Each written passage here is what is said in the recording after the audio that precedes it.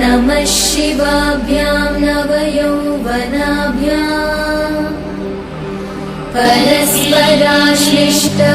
परस्पराश्लिष्टवपुन्धराभ्यां नगेन्द्रकन्या वृषकेतनाभ्यां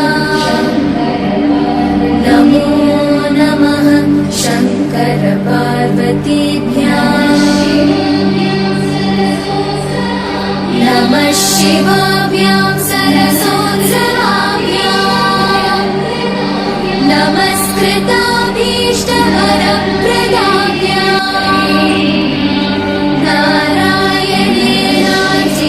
नारायणेनार्चितपादुकाभ्यां नमो नमः शङ्करपार्वतीभ्यां नमः शिवाभ्यां वृषभावनाभ्यां विरिञ्चि विष्णु इन्द्रसुपूजिताभ्यां विभूतिपाटीरविलेपनाभ्यां नमो नमः शङ्करपार्वतीभ्यां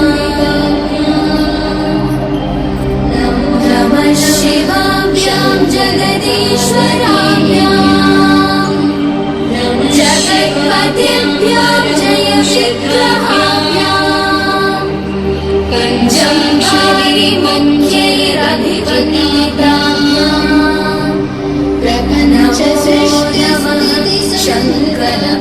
शङ्करपार्वतीभ्यां नमः शिवाभ्यां परमोषधाभ्यां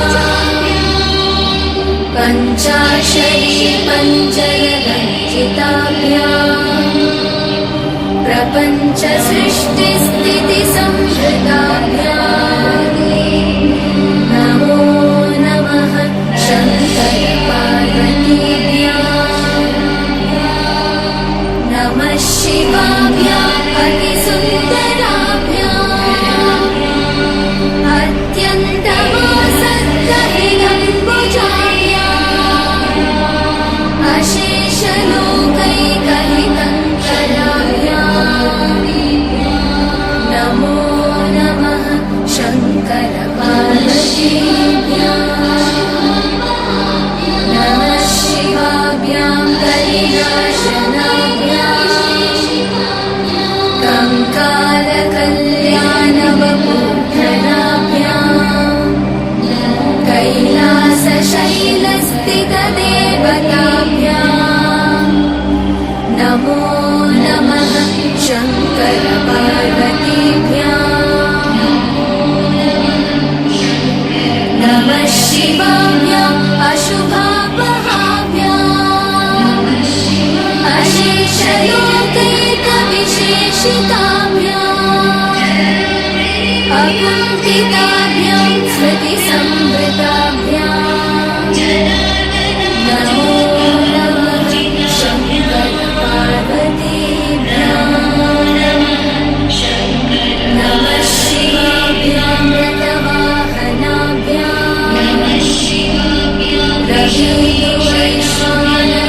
रविवैश्वानरलोचनाभ्यां राकाशशाखामुकाम्बुजाभ्यां नमो नमः शङ्करपार्वतीभ्यां नमः शिवाभ्यां जटिलन्धराभ्यां जलावलिभ्यां च विवर्जिताभ्यां जनार्दनाब्जोद्भवपूजिताभ्यां नमो नमः शङ्करपार्वतीभ्यां नमः शिवाभ्यां विषमेक्षणाभ्यां बिल्वच्चदामल्लिकदामभृत्यां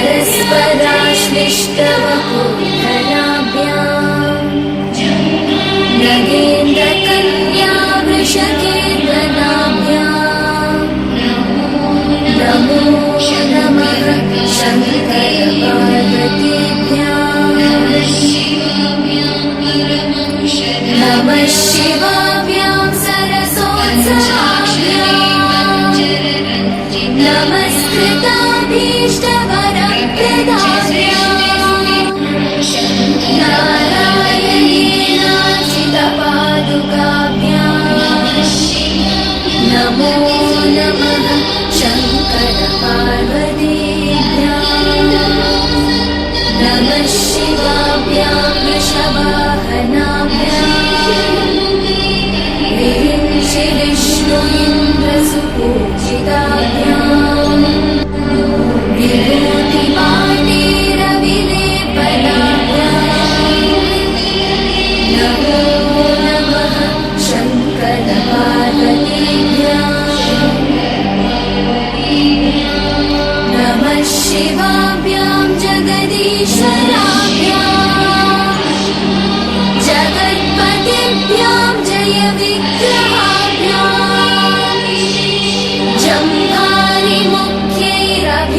जम्भारिमुख्यैरभिवन्दिताभ्यां नमो नमः शङ्कर पार्वतीभ्यां नमः शिवाभ्यां परमौषधाभ्यां पञ्चाक्षरी पञ्चरञ्जिताभ्यां प्रपञ्चसृष्टिस्थितिसंहृताभ्यां नमो नमः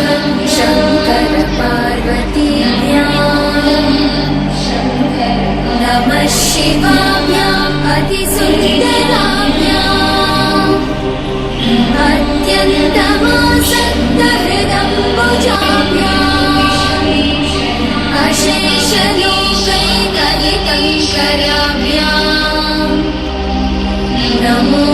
नमः शङ्कर पार्वतीभ्याम् नमः शिवाभ्यां कलिनाशनाभ्याम् कङ्कारकल्याणवपुद्धराभ्याम् कैलासशैलस्थितदेवताभ्याम् नमो नमः शङ्कर पार्वतीभ्याम् नमः शिवाभ्याम् अशुभापहाभ्याम्